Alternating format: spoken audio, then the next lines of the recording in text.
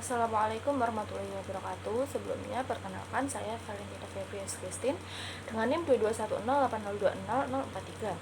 Dalam video ini saya akan menjelaskan materi mengenai on the job training. Video ini dibuat untuk memenuhi tugas UTS mata kuliah pelatihan dan pengembangan SDM yang diampu oleh Pak Mahfud. Langsung saja, di sini saya akan yang pertama menjelaskan beberapa pendekatan dalam on the job training.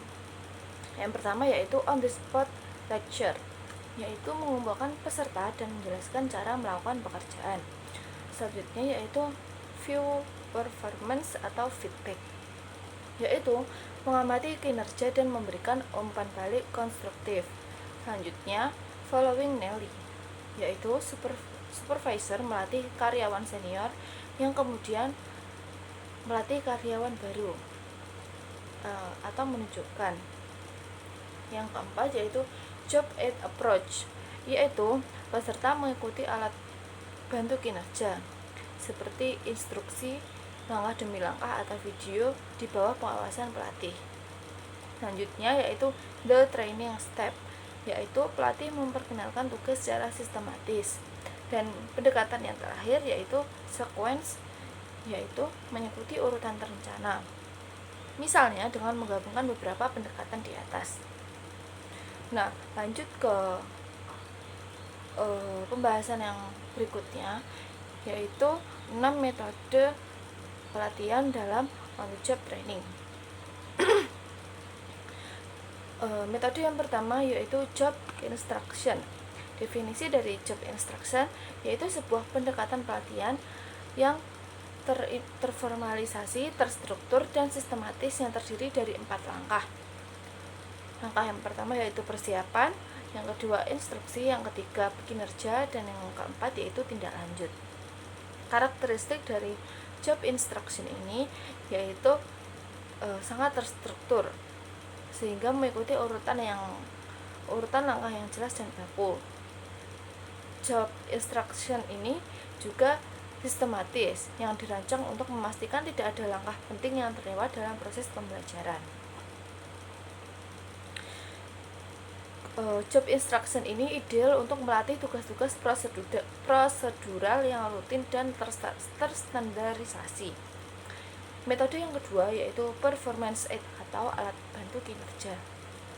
Definisi dari performance aid yaitu sebuah perangkat atau alat yang berada di tempat kerja yang membantu karyawan dalam melaksanakan pekerjaannya.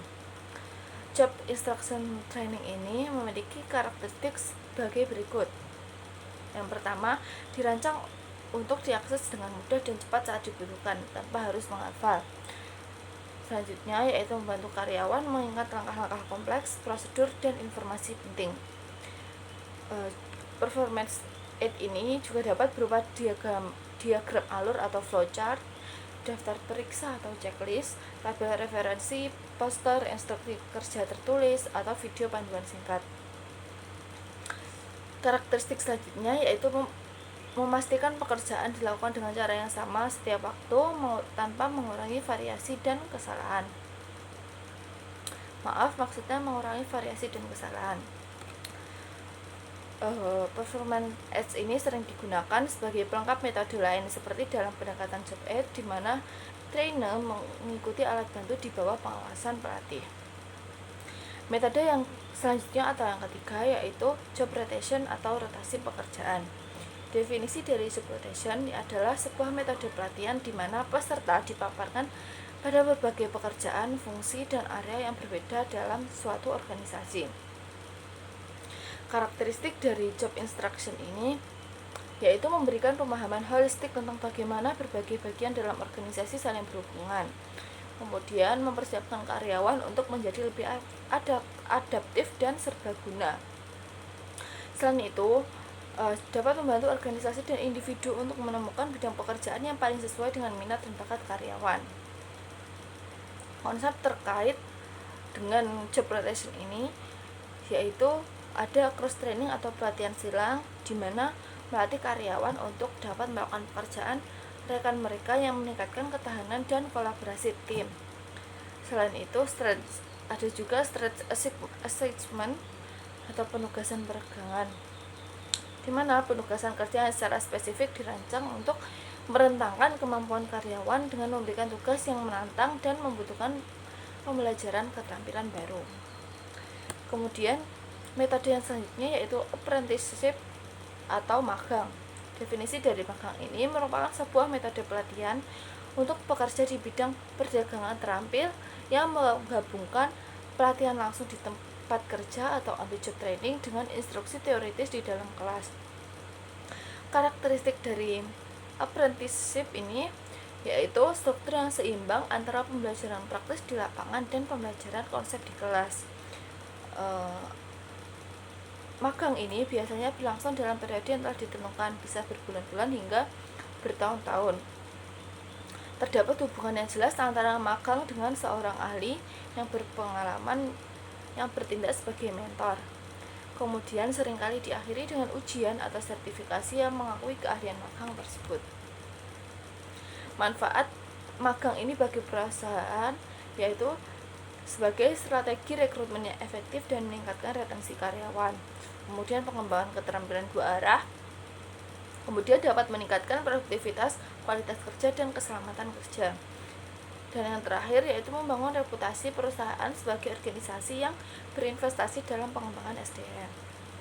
Metode yang kelima yaitu coaching atau pembinaan. Coaching merupakan sebuah metode di mana seseorang yang lebih berpengalaman dan berpengetahuan secara formal diminta untuk membantu orang lain mengembangkan wawasan dan teknik yang relevan untuk pencapaian pekerjaan mereka dan peningkatan kinerja.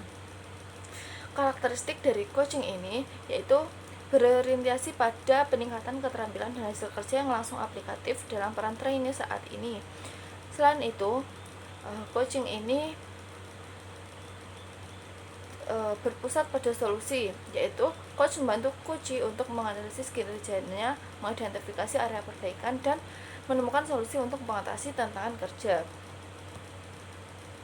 Lanjut ke metode yang terakhir yaitu mentoring atau pembimbingan. Mentoring merupakan sebuah metode di mana seorang anggota senior organisasi mengambil ketertarikan pribadi dalam perkembangan karir seorang karyawan junior. Mentoring ini lebih berfokus pada pengembangan pribadi dan perencanaan karir jangka panjang, bukan hanya kinerja saat ini. Hubungannya lebih informal dan dibangun atas dasar kepercayaan dan komitmen pribadi. Hubungan mentoring seringkali berlangsung dalam waktu yang lama. Nah, sekian materi yang dapat saya sampaikan tentang on the job training. Mohon maaf apabila ada kesalahan kata dalam menyampaikan. Terima kasih. Wassalamualaikum warahmatullahi wabarakatuh.